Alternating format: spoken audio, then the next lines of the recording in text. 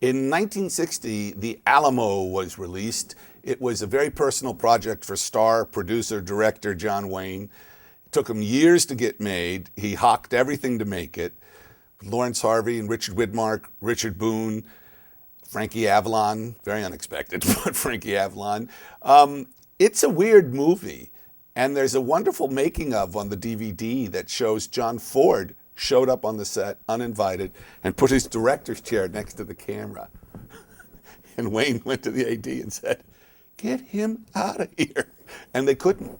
So they had him shoot second unit. Apparently shot for 6 to 8 weeks. Not one frame is in the picture. The Alamo, produced, directed, and starring John Wayne. I was 14 years old, I think, when I was at the real Alamo in San Antonio, Texas. And I was shocked because it's tiny, it's in the middle of town, it's like a Taco Bell. But inside, there was a crowd of people all around one exhibit. And I thought, what is that? What's so interesting? And in this plexiglass box was the coonskin cap worn by John Wayne in the motion picture, The Alamo. Taught me a lot about mythology and what an icon really is. There's Chill Wills, who could be a bad actor, not in The Alamo, unfortunately. This is not a good movie, but it's kind of fun. There's a lot of brawling. Wayne is very respectful to Santa Anna and the Mexican army. Richard Widmark spends the whole time complaining and saying, "We're all going to die, I'm taking my men out of here," and then changing his mind. I think that happens 3 or 4 times. Now this is interesting. He's Jim Bowie. This is the only time you see the knife used in the movie. Odd, isn't it? "Hey, that's quite a knife. Are you Jim Bowie?" he says. "Yes, sir, and I'll use my knife." Yep, a mystery to me. Anyway, Lawrence Harvey's actually quite good as a priggish. They don't say he's English, although he's awfully well spoken for a Texan. Richard Boone wearing some ridiculous clothes. Later on, he's wearing a jacket. He looks a lot like Engelbert Humperdinck. Patrick Wayne standing there. This is really kind of an embarrassing picture.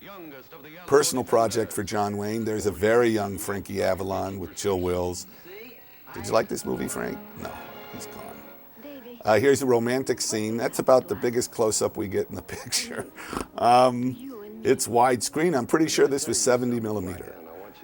Wayne sunk all his money into this. He left Republic because Yates wouldn't make it.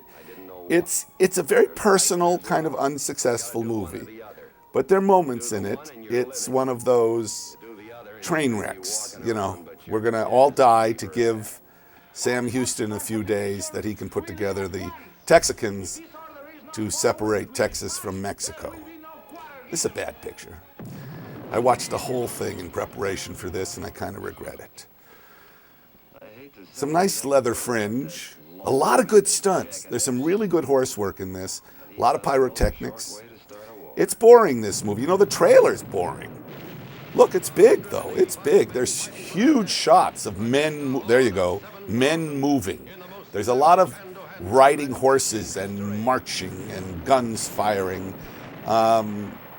Mexicans falling, but it's okay because all the guys in the fort get killed, too. Jim Bowie has the nicest death.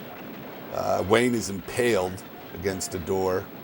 Lawrence Harvey does a great thing. He gets shot and then he breaks his sword over his knee before he falls dead. Not sure what that means. Kind of looks like Lord of the Rings, doesn't it? I like this picture. It's bad. There you go. That's an outtake from Three Amigos.